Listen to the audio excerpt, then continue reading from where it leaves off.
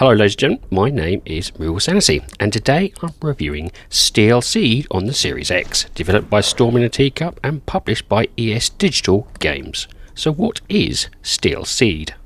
Steel Seed is a stealth action adventure set in a dark sci-fi world on the brink of extinction. The premise is you take on the protagonist Zoe, who alongside her drone Kobe explore a hostile underground facility to find your father. The game boasts over 40 upgrades within 3 distinct skill trees, dynamic combat and a core focus on stealth and strategy. First up is accessibility. With regards to accessibility, the developers have added in a number of options under its own tab, like colorblind mode, controller vibration intensity, camera shake, follow camera and command hints. Button remapping and a small selection of subtitle options also exist.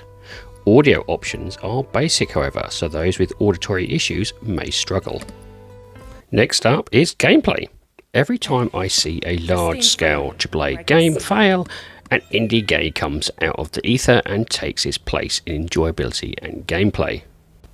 The game starts with a blurry vision of you undergoing a medical procedure, which then cuts to black. You then see a variety of mechanical arms putting together what looks like a cyborg, which once activated turns into our protagonist Zoe. Here is also where you meet your long-term companion Kobe, a flying drone that has more up its sleeve than it shows. It is soon determined that you have woken up thousands of years in the future after a cataclysmic event that almost wiped out humanity. Thankfully, it's soon revealed that Zoe's dad had digitally stored humankind and created an AI whose sole aim was to work on fixing the planet. However, like all good plots, things aren't that simple, as you can tell when you stumble across Hog, a mercenary AI robot that's gunning to kill Zoe by any means. This is no more apparent than the beginning sequence when you come across Hog's pet warrior Titan, a mindless hulking robot thirsty to smash you into pieces. This quickly evolves into a thrilling set piece of you running for your life and learning the basics of combat, but more importantly, stealth. After that, you will arrive into a central hub where you meet the AI Overlord, who tasks you to collect 4 memory shards that will help return your father and save the day. He will unlock new biomes every time you gain a piece. Within these, enemies are numerous, and in early stages you are barely matched for a single robot enemy in combat, let alone multiple. Combat is all about quick and heavy attacks, and from the beginning you are equipped with an energy sword and a quick dash. This is all you have in the early stages, but as you progress you unlock 3 skill trees that directly factor into your preferred method of gameplay. They are stealth, utility and combat, with each providing new skills for you to use however you see fit. To purchase skills within these trees, you need to use the in-game currency called glitch and meet each skill in-game requirements. These often are kill 5 enemies in 10 seconds or hit an enemy's weak point 2 times, all nothing that can't be done in-game as you progress regardless. For me, stealth was more the thing, even though the combat skill tree provided me with some seriously good attacks and parry option. Regardless, you will still need to feed into the attack tree, as part of the game does force you into direct combat with numerous enemies, with reason becoming apparent later on. It's no Sekiro, but the combination of dashing and countering soon becomes a smooth and enjoyable dance that you will all soon become familiar with. As I mentioned, stealth was my main source, with it providing a number of new skills to catch out unsuspecting enemies. They range from silent running, auto collection of glitch, and creating hidden zones to name a few. The utility tree focused on increasing glitch collection, energy bar, enemy path recognition, number of shots and secret scanning. To use said skills, this is where your trusty sidekick Kobe will come into play, with you being able to switch control of him and Zoe at any given notice. This is ideal as he can fly and use that advantage in attacking enemies and plotting your murderous rampage without being detected. He won't just sit idly by either, as when you are being attacked, he will often attack other enemies to keep them busy. Should you prefer a more direct approach, you can use him to take pot shots at enemies, place traps, which could result in a stun, allowing you to go in for the kill. He also is the main way to manipulate the surrounding area when the game switches from action to platforming. Similar to that of Souls-like games, there is this game's version of bonfires in each part of the levels you access, allowing you to save and the ability to buy skills, unlock costumes and fast travel. There is no stat progression. Instead, the developers chose to lock a number of skills to individual biomes, which will need to progress to access. I really enjoyed my playthrough, working out which enemies I wish to kill, hack or lure. Combat is a bit tough in the beginning, but becomes easier as time progresses with each new skill unlocked. That said, I did have a couple of crashes whilst I was playing, but luckily for me, due to the save point being allocated in every zone where you enter, I never nearly lost any large amount of progress. Next is graphics.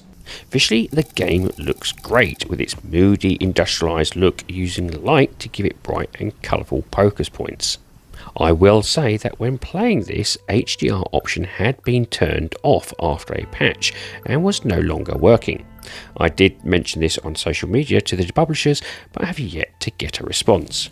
So do be aware that some issues with this build exist, and note my review is based on what I believe to be SDR. I also noted that some UI HUD items are also broken when it came to showcasing Zoe and Kobe's new outfit. There is also one outfit that is broken, as it can only be unlocked by using the game's photo mode, which is currently missing. Now the game is set within 4 biomes, and a central hub in which you will meet the overall AI, tasking you to find the memory shards. The variety of the biomes do vary, with industrial metalworks, oil-soaked lakes, huge piston and scrap works. There is a biological biome also showcasing finally trees and fields, but this is left to the very end, making it a joy to finally see something different than a large-scale engine. Every biome itself is a series of small arenas, leading to the memory shard's main location. These arenas vary from singular path platforming to small open zones filled with enemies. However, within each there is also plenty of areas hidden if you search hard enough to uncover the secrets, like extra life bar equipment and documents, which a particular big giant will help decode for you. Speaking of which, size plays a huge part in the design, with the biomes themselves being massive in scale when it comes to platforming. Often the path itself can be seen in the distance, with a mass of large-scale equipment being your route. They generally felt amazing to traverse, and rarely showed how small you are when the viewpoint switches out to give you a real understanding of the vastness of each level. Regardless of its scale, what amazed me more was the level of detail within them, even within zones where you was traversing over oil on a hoverpad.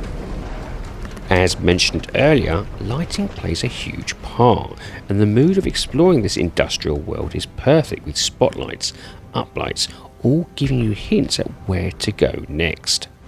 Speaking of lighting, Zoe's costume, which is akin to Mortal Kombat's Sector-like style, also has some superb illumination, which helps in more of the darker areas.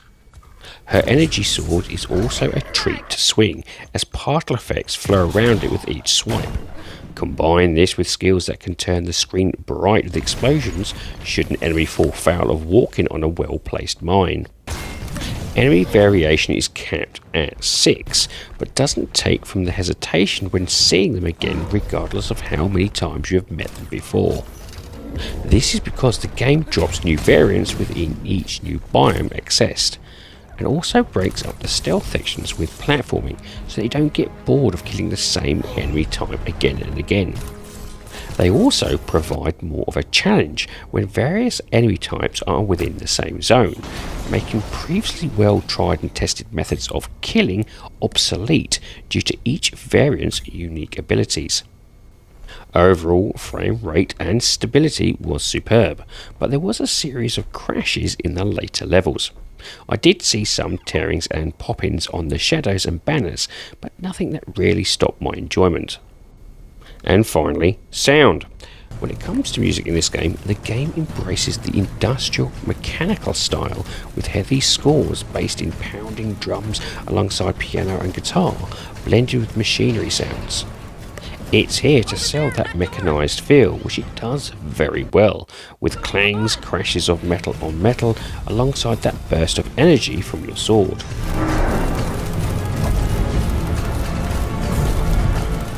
With regards to the voice acting, the game's protagonist, Zoe's actor, does a great job. However, I found her father and the AI overlord a bit distant and static. Without a doubt, though, the best is voiced by Shamir, a huge giant machine whose robotic tone oozes presence and power. Kobe is not voiced, but is a collection of cute R2-D2 similar sounds, which sound cute enough. The overall story is probably the biggest letdown, even with its thrilling set pieces, as its ending is a bit predictable. We have to go now, but we'll be back soon. Don't worry. Samuel won't be going anywhere. The game's weapons effects, though, are great and showcase a depth, with each weapon blast and sword swipe or a clicking noise as a timer runs down.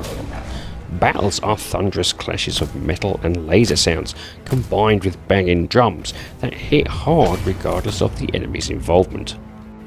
Environmental noise is perfect for replicating that true industrial scale workshop, while you, a mere ant, makes its way through it. My recommendation here would be a good quality soundbar to really enjoy the theatrical scores against those sneaky stealth attacks. And this leads me on to the rating of the game. Now, I rate games in order of avoid, on sale, great purchase and must own. My rating for Steel Seed is a great purchase. Does this game have some issues at the moment? Yes, but the overall visuals and gameplay are rock solid. Most of the things I have mentioned could easily be patched and don't really detract from the game's fun. The game is currently priced on Xbox at £33.49, or approximately $40, and depending on your skill and patience would give you about 15 plus hours worth of gameplay to complete the story, unlock most skills and explore the biomes thoroughly. There is also a demo currently available, so I would recommend you trying before you buy. It really is a great game to recommend and was one that took me by surprise. The developers have done a great job of understanding the stealth stroke action genre, and for me at least, I thoroughly enjoyed seeing this vast world. I look forward to seeing what the development team is working on next. Well, ladies and gentlemen, that's it. I do hope you like this review, and if you do, please like, share and subscribe if you so wish. And if you would like to put some notes or even just a comment in the comment section, I do like reading them. Anyway, have a great time gaming, and I'll see you all again soon.